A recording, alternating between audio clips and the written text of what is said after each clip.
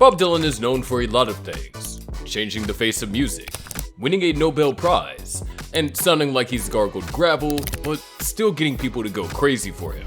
The dude's amazing. But if there's one thing that's even more fascinating than his weird interview or random gospel phase, it is the list of bands he's absolutely not a fan of. Some could even say that he hates them.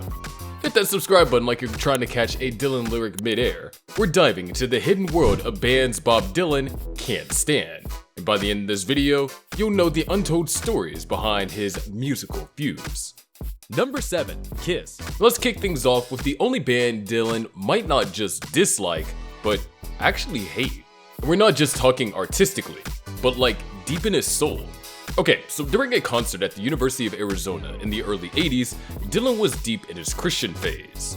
Wherever that came from, he was singing songs about Jesus, angels, and probably the apocalypse we're expecting to happen when the crowd started yelling for old hits. Dylan totally lost his cool. If you want rock and roll, you can go see KISS and rock and roll all the way down to the pit.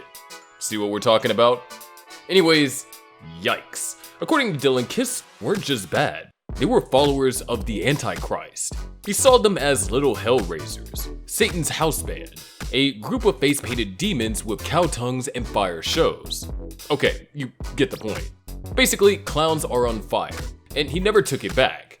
KISS remains the poster child for what Dylan thinks is wrong with modern music, and he did not hesitate to make that clear in front of a whole audience. Number 6. Led Zeppelin. Now, Led Zeppelin were gods of rock. Anyone into rock would have idolized these guys. They had the big hair, bigger sound, and well, even bigger egos. But to Dylan?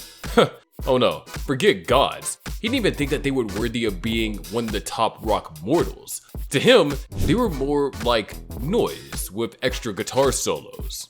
Backstage in 1974, Zeppelin's manager approached Dylan all excited. "Hey Bob, I'm Peter Grant. I manage Led Zeppelin." You'd think Dylan would acknowledge their existence at the very least. But, oh no, the dude didn't even shake his hand. Just shot back, "Do I come to you with my problems?" Like, okay, rude. That's like the coldest response he could have given a fan. Like, Arctic blast cold. Dylan later said that he didn't hate the band, but he was bothered by the way rock music was turning into some kind of loud, long-hair circus. Okay, we do see the circus, but isn't that the whole rock band aesthetic? He thought Zeppelin and their stadium-sized sound were taking music too far away from its roots. Also, they didn't even get a mention in his 2022 book, The Philosophy of Modern Song. That must have totally hurt. It's like not getting invited to the party and everyone knows you weren't invited. Smash that like button like it's a busted amp and hit subscribe before we start naming names you don't want to be left off on our list. Number 5. The Beatles. Now before you throw your Abbey Road vinyl at the screen, hold up. No, Dylan didn't always hate the Beatles. In fact, he got them to be junkies and introduced them to weed, so let's give him some credit. But it took him a while to get to that point though, because earlier Dylan's impression of them was that they were nothing more than total sellouts. In one interview he said, "The Beatles are accepted, and you've got to accept them for what they do. They play songs like Michelle and Yesterday, with a lot of smoothness there." Then he added that those songs were like a cop-out, man. Basically, too safe, too sweet, too Tin Pan Alley. He even thought that John Lennon was ripping him off in songs like Norwegian Wood, yelling, "It's me, Bob, he's doing it to me." We gotta say, this guy did have an ego big enough to think all good music only ever came from him. Of course, they made peace eventually, and Dylan praised Lennon and even covered some Beatles songs later. But in those early years, the Mop Tops got a big fat mop slap. Number 4. The Rolling Stones. Up next, we're going to talk about the Rolling Stones. Because Dylan once said the Rolling Stones are the greatest rock and roll band in the world. And from what we've heard, he's not one to compliment many, if at all. So this word of praise must have meant the world to him. Sweet, right? Yeah, until he called Mick Jagger's dancing pointless jumping around, and refused to sing with them in France in 1995. Dylan walked on stage, stared into the mic, and said nothing. Just stood there like a disapproving dad at a party. If you thought that it couldn't have been any worse, wait till you hear about how he actually left mid-song, flipped them off, and yelled, "F you" backstage. Classic Dylan. Sure, he does respect their music, some would say that he even loves some of it, but when it comes to flashy stage move, Dylan's all, "Sit down, Mick, nobody needs your cardio routine." Number 3. Simon and Garfunkel. Now here's one that's probably going to sting. Dylan and Paul Simon in the same room? The tension already has me sweating.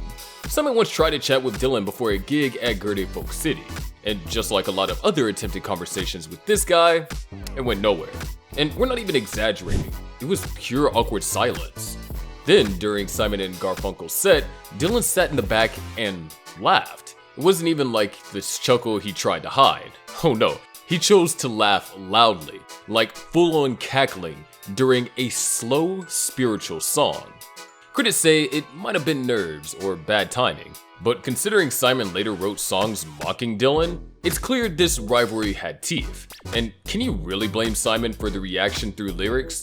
Think The Sound of Silence, except replace it with passive-aggressive jabs and Cold Wars. Number 2. Creedence Clearwater Revival. Now this one flies a little bit more under the radar because you won't find it headlining Beatles, but it's a subtle jab worth noticing. Dylan once reportedly joked that John Fogerty was the king of fake southern growling. For a guy who worshipped the blues and country roots, Dylan didn't seem too thrilled about Fogerty's whole swamp man act. Fogerty was born in California but sang like he was raised in knee-deep in Mississippi Delta. To Dylan, that probably felt more like a costume than authenticity. And then there's the unspoken competition. Dylan was often called the voice of a generation, and it's not hard to imagine him side-eyeing Fogerty when others said the same thing about CCR, especially when that voice sounded like a chain-smoking frog with a southern drawl. What's even more telling is Dylan's silence. He'd never outright slammed Creedence in interviews, but they didn't get a single mention in Chronicles, his own memoir, and Dylan never covered a CCR song either, which in his world is basically the same as sending a cold shoulder in the musical form. So, no, it wasn't a public feud, but it was definitely a cold one, and in the music world, silence can speak louder than lyrics. And at number 1 we have U2. Yes, Dylan toured with U2. Yes, Bono had kissed the ground Dylan walks on, probably literally. Bono worshipped Dylan, but unfortunately, Dylan was never really into U2's arenal-style preach rock.